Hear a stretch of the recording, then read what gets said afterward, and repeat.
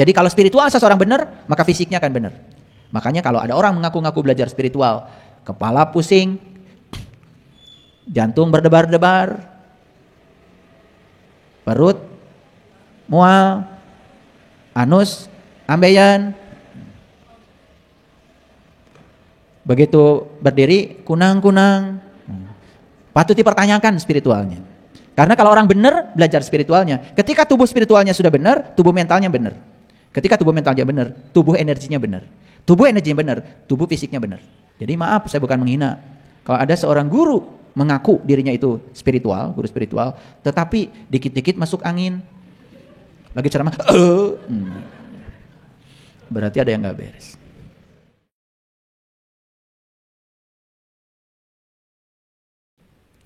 Karena dikaryakan di bumi, maka diberi tubuh. Untuk apa tubuh? Tubuh ini fungsinya dua. Lihat saya. Satu, kendaraan yang bisa mengantarkan sang jiwa kembali ke langit. Dua, untuk berkarya di bumi. Karena berkarya di bumi perlu tubuh. Makanya leluhur kami di Tanah Priangan menyebut diri itu apa? Jisim abdi. Jisim kuring. Jisim itu jasmaninya, kuring yang kakurung ku jasmani. Jadi itu sudah pengakuan bahwa saya satu paket jiwa dan raga. Paham ya? Nah oleh karena itu maka sadar kalian itu, kalau kalian itu satu paket, tong nguruskeun sabelah. Jadi yang kalian urus terus aja raga, ari jiwa henteu. Makanya lagu Indonesia Raya itu doa sebetulnya dari W.R. Supratman. Itu doa sebetulnya. Itu adalah harapan. Makanya di lagu Indonesia Raya yang pertama harus dibangun apa? Jiwanya. Bangunlah jiwanya, bangunlah badannya untuk Indonesia Raya. Jadi Indonesia Raya ini akan bisa kita rayakan kalau kita benar ngebangunnya. Bangun dulu jiwamu, baru bangun badanmu. Karena apa? Kalau jiwa sudah sehat, badan ikutan sehat. Salah yang mengatakan di dalam tubuh yang sehat ada jiwa yang kuat. Salah. Ketika jiwanya sehat, tubuhnya akan sehat. Ini sudah diriset oleh Dietrich Linkat namanya. Ya, jadi kalau spiritual seseorang benar, maka fisiknya akan benar. Makanya kalau ada orang mengaku-ngaku belajar spiritual, kepala pusing, jantung berdebar-debar, perut mual, anus ambeien, begitu berdiri kunang-kunang, patut dipertanyakan spiritualnya. Karena kalau orang benar belajar spiritualnya, ketika tubuh spiritualnya sudah benar, tubuh mentalnya benar. Ketika tubuh mentalnya benar, tubuh energinya benar. Tubuh energinya benar, tubuh fisiknya benar. Maaf ya. Jadi maaf, saya bukan menghina. Kalau ada seorang guru mengaku dirinya itu spiritual, guru spiritual, tetapi dikit-dikit masuk angin, lagi ceramah, berarti ada yang nggak beres. Maaf ya.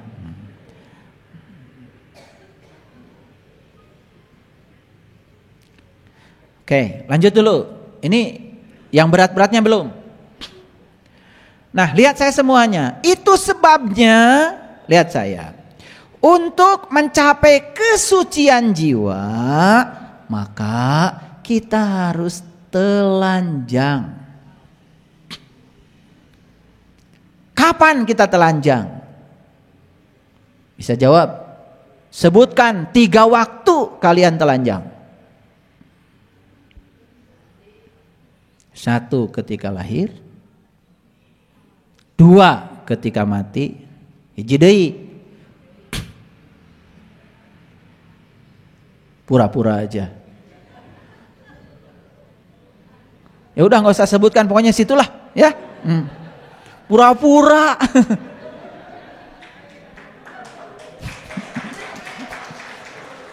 Kenapa malu? Ini masalah kita. Berbicara kebenaran malu. Padahal ya, mohon maaf, hubungan badan yang dilakukan dengan benar itu akan meningkatkan kesadaran. Itu yang disebut dengan mencapai super consciousness. Nanti karena harus ada kursus khusus tentang ini. Karena selama ini menganggap hubungan itu sebagai sesuatu yang kotor. Makanya begitu saya tanya, kapan kalian telanjang? Tengaku. Lahir katanya, kenceng. Mati, tahnu etama. Cari cing, ngehep-hep. Di situ kita sedang mengalami kesejatian diri. Sebetulnya. Tanpa busana. Di situ identitas kita hilang. Di situ kita mengalami fana sebetulnya. Kalau benar cara melakukannya.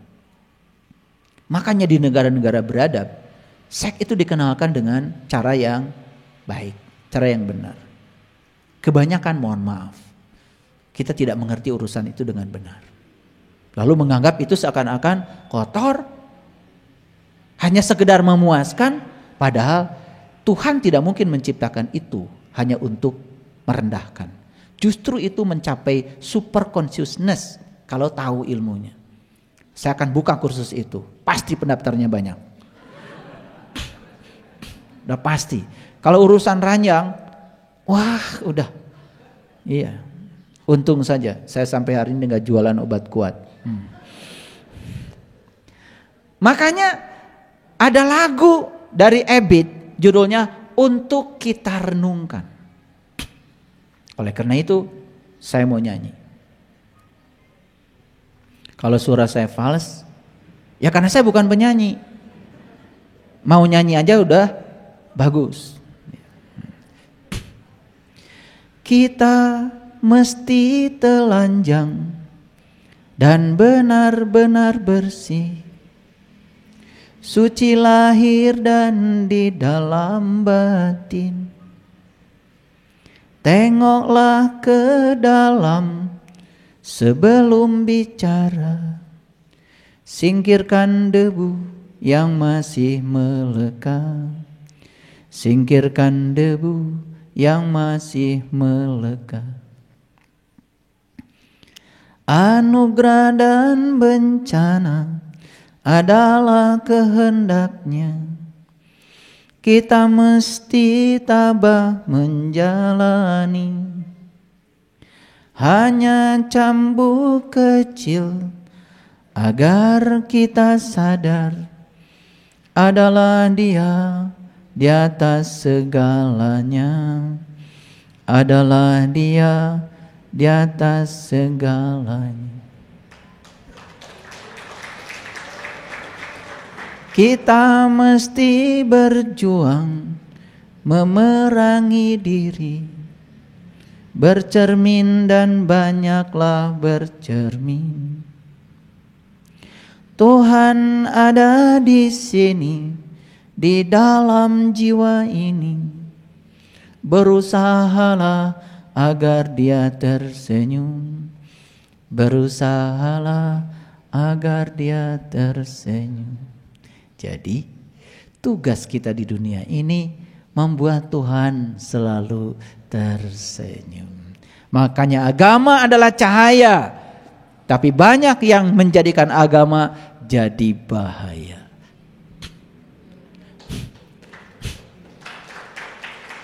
Agama jadinya bukan mendamaikan, malah mengancam. Itulah ketika agama dianut oleh orang-orang yang tidak berkesadaran. Kita harus mewakafkan diri kita untuk membangun kesadaran beragama. Itu sebabnya di dalam agama itu sudah ada yang namanya toleransi. Di dalam agama itu sudah ada yang namanya menghargai dan menghormati perbedaan. Tetapi cara beragama yang kadang-kadang yang keliru. Jadi tidak perlu ada moderasi agama, karena agama sudah moderat. Yang perlu diadakan adalah moderasi beragama. Cara kita beragama harus dibenerin lagi, Kadang-kadang kita menganggap orang lain yang berbeda sebagai musuh, bukan sebagai mitra kita. Jadi harus telanjang. Paham? Nah, sekarang kapan kita telanjang? 1 saat lahir, 2 saat di tempat tidur, dan yang ketiga saat mati. Jadi, kenapa ini kok telanjang semua?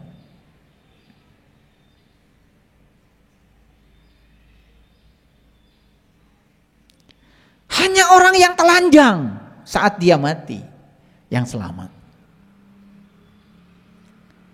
Kan semua orang juga telanjang. Yes, telanjang secara lahir. Tetapi belum tentu secara lahir dia itu telanjang. Apakah dia sudah telanjang dari kemelekatan dia pada hartanya? Apakah dia sudah telanjang dari kemelekatan dia pada orang-orang yang dicintainya? No, belum tentu.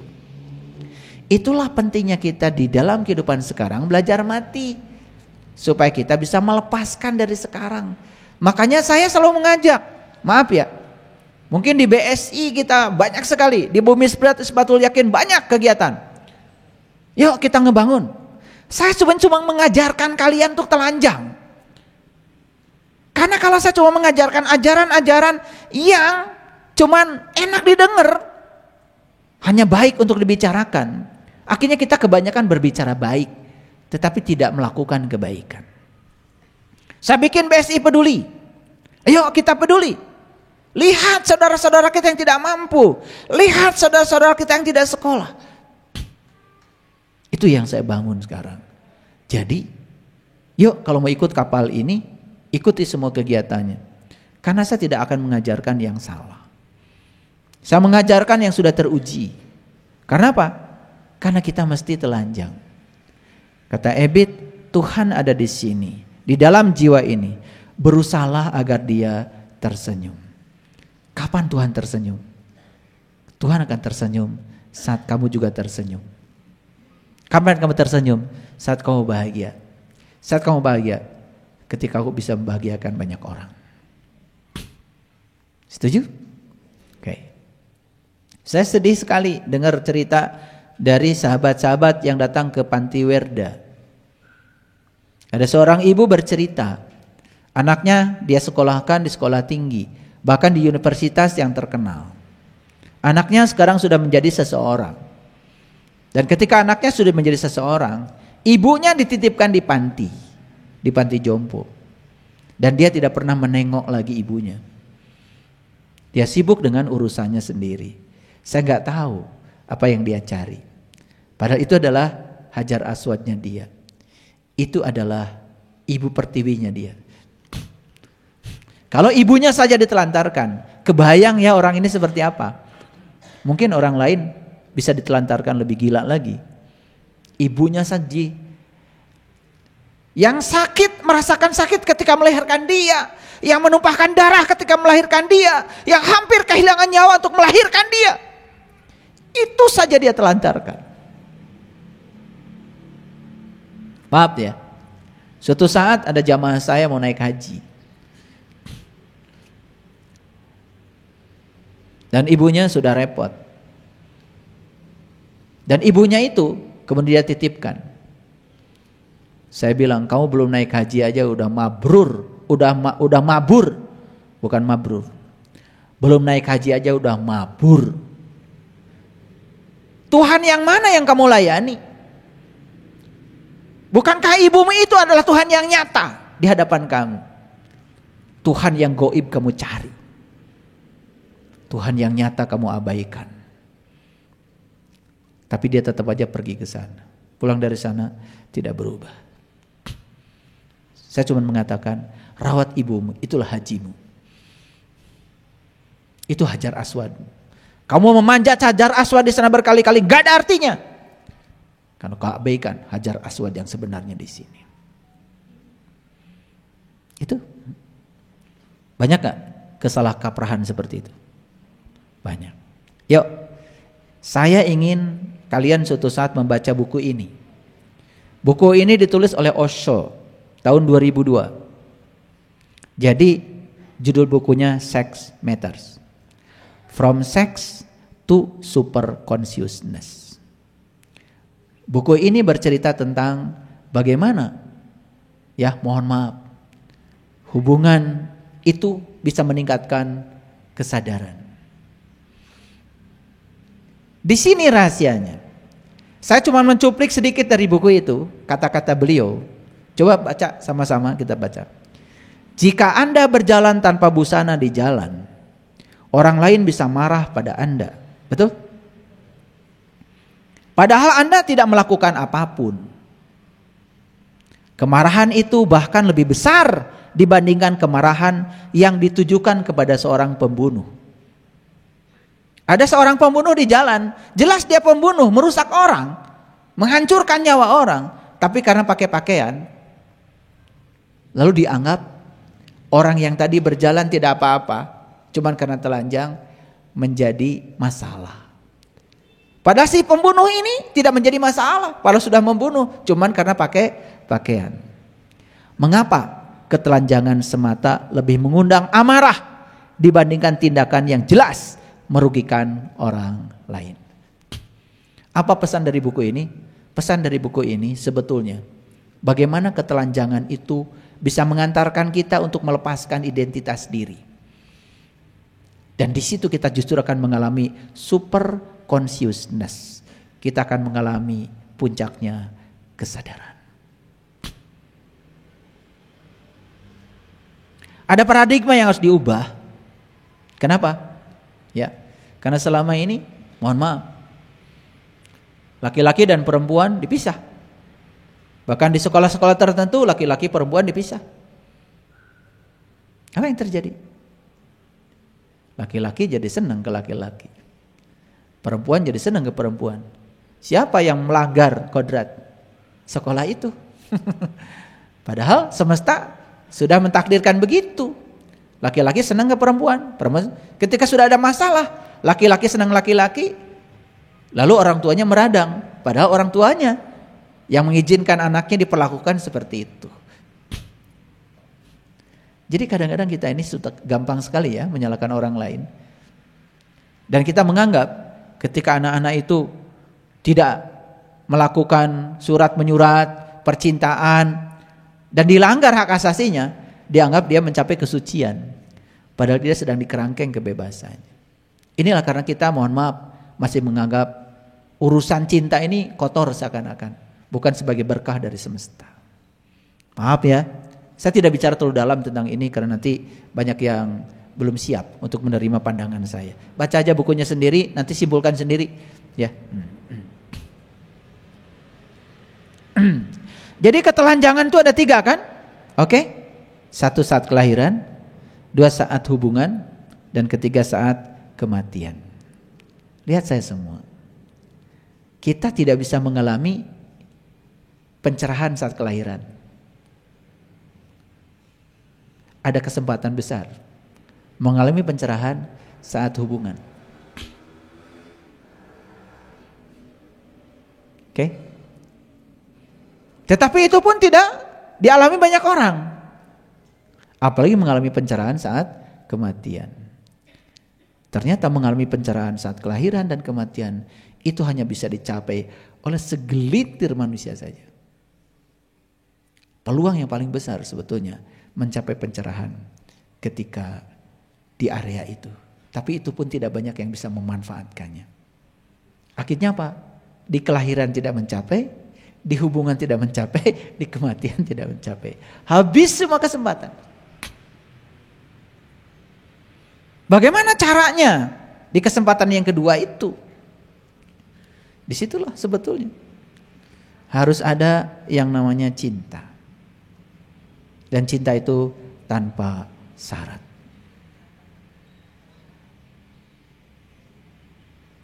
Kalau kamu baik pada saya akan baik pada kamu.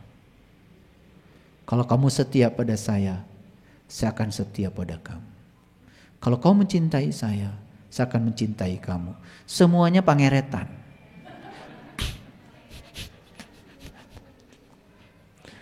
Nah, hubungan yang semacam itu dasarnya udah jelas tidak mungkin bisa mengantarkan pada super consciousness.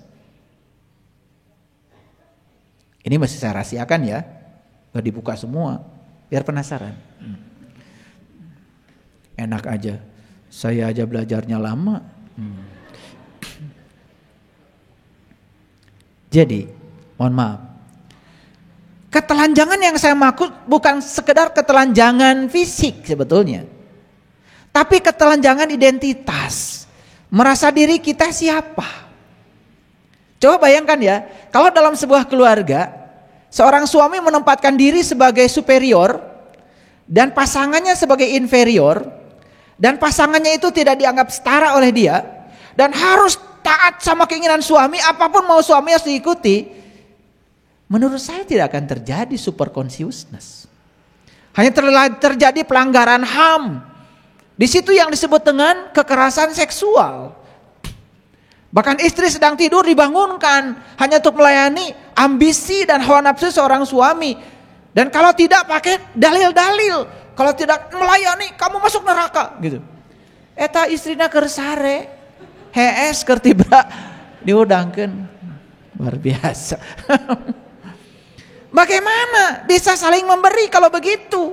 Hanya searah, ya kan? Iya, hanya searah. Tidak akan terjadi yang namanya peleburan, tidak akan terjadi yang namanya orgasme. Karena orgasme bukan bahasa seks, orgasme itu bahasa spiritual. Tidak akan terjadi peleburan di situ, ya. Yang satu bahkan sambil tidur, yang satu aktif sendiri. Itu sudah kekerasan seksual itu. Tanu seri pang tarik nata. Pagawean kitu wae.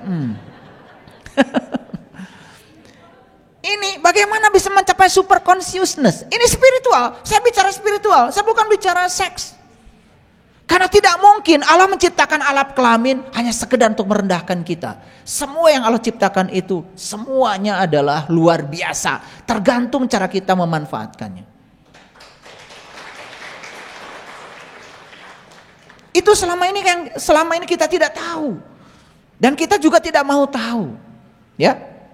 Makanya oleh karena itu, ketelanjangan mengusik ego dan menyadarkan diri kalau manusia tidak boleh menjadi binatang. Karenanya manusia berupaya menutupi ketelanjangannya dengan berbusana. Kan binatang tidak. Tidak ada binatang pakai baju kecuali di film kartun. Ya toh? Iya. Jadi sebetulnya saat kita mengalami ketelanjangan itu, di situ kan sebetulnya ada pelepasan ego pada diri kita. Kita kembali ke fitrahnya. Itulah kita yang asli, tidak menggunakan topeng, tidak menggunakan baju. Karena kalau sudah menggunakan baju, apalagi baju-baju kebesaran, merasa kita status sosialnya lebih unggul daripada orang lain. Selama kalian masih seperti itu, kalian tidak akan mengalami kelahiran telanjang, kematian telanjang. Tidak akan mengalami itu.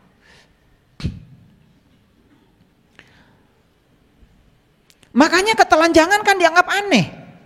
Jangankan begitu, mohon maaf.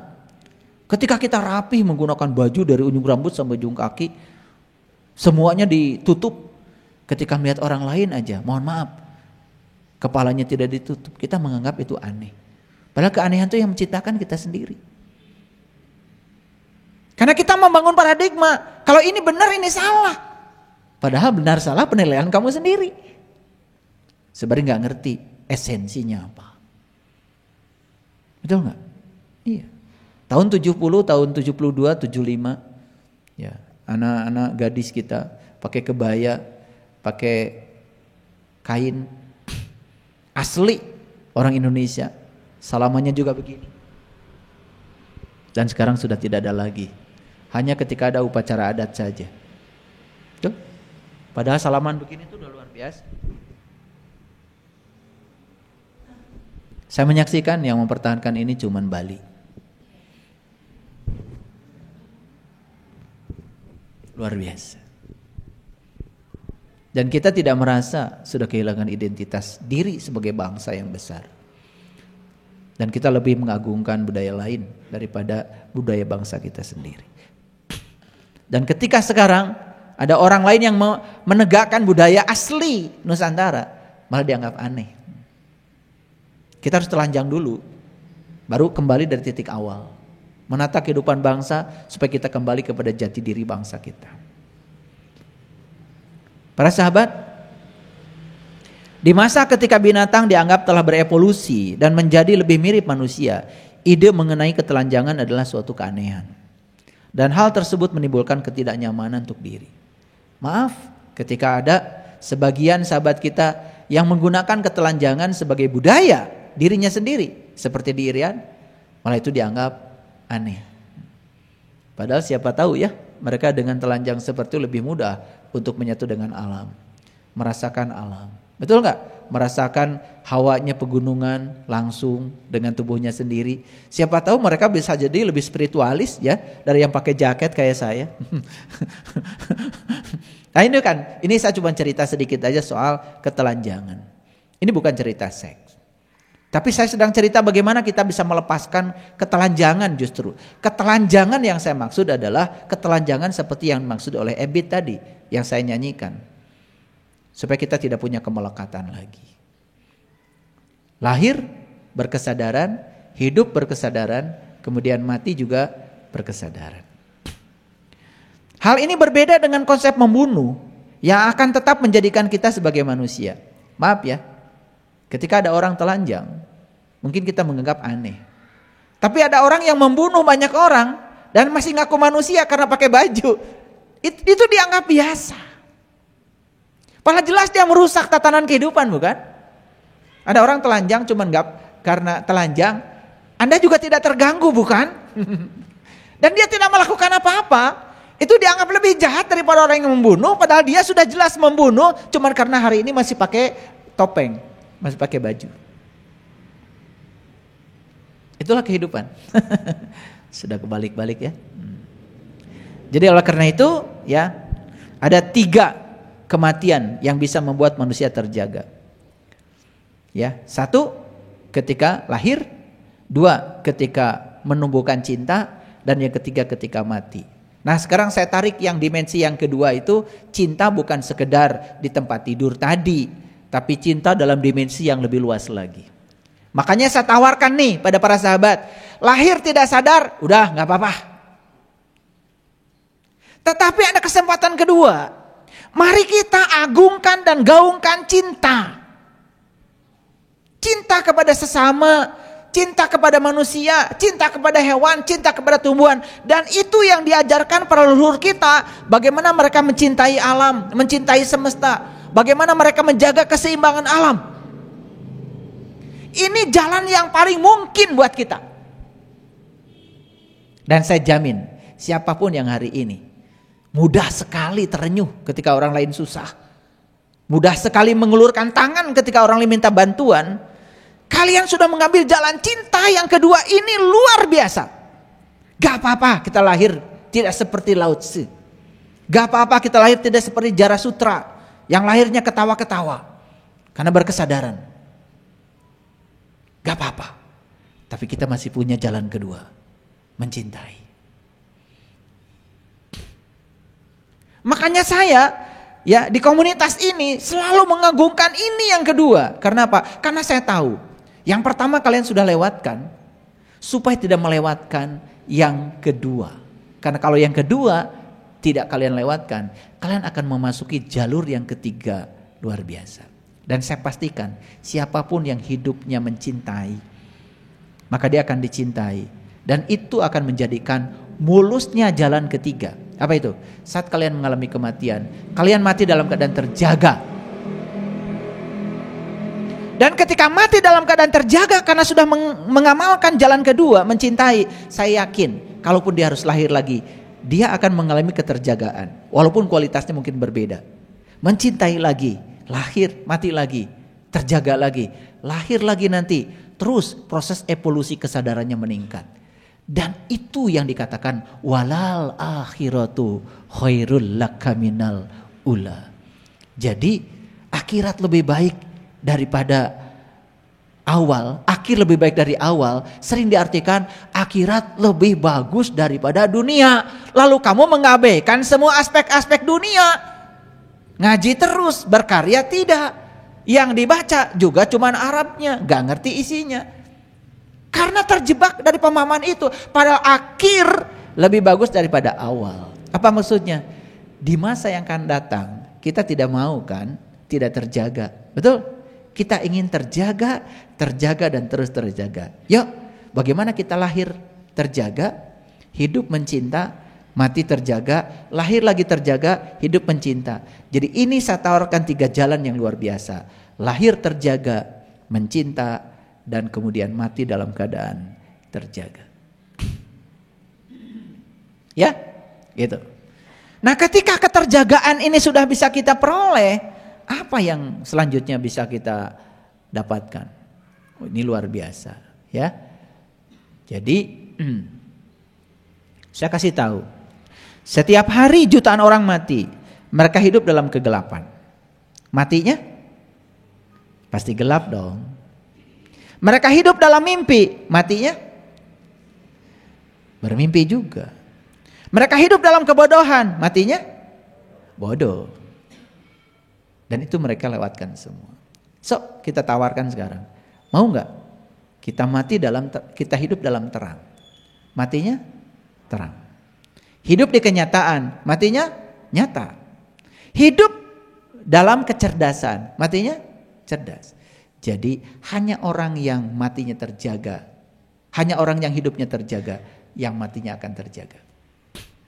Orang yang hidupnya tidak terjaga, matinya juga tidak akan terjaga. Sekali lagi, kalau kita ingin mati dalam keadaan terjaga, maka hidup kita harus dalam keadaan terjaga. Ketika kita hidup terjaga, mati kita akan terjaga. Jadi hari ini saya menawarkan 3 jalan. 1, terjaga saat kelahiran. 2, terjaga saat kita bisa mencinta. Yang ketiga, terjaga saat kita mati. Manfaatkan jalan kedua, karena kesempatan di jalan kedua sangat besar. Mungkin bisa kita capai. Mencinta tidak usah selalu dengan harta. Peduli pada orang lain, apapun yang bisa kita lakukan. Disitulah jalan akan terbuka. Terima kasih. Assalamualaikum warahmatullahi wabarakatuh.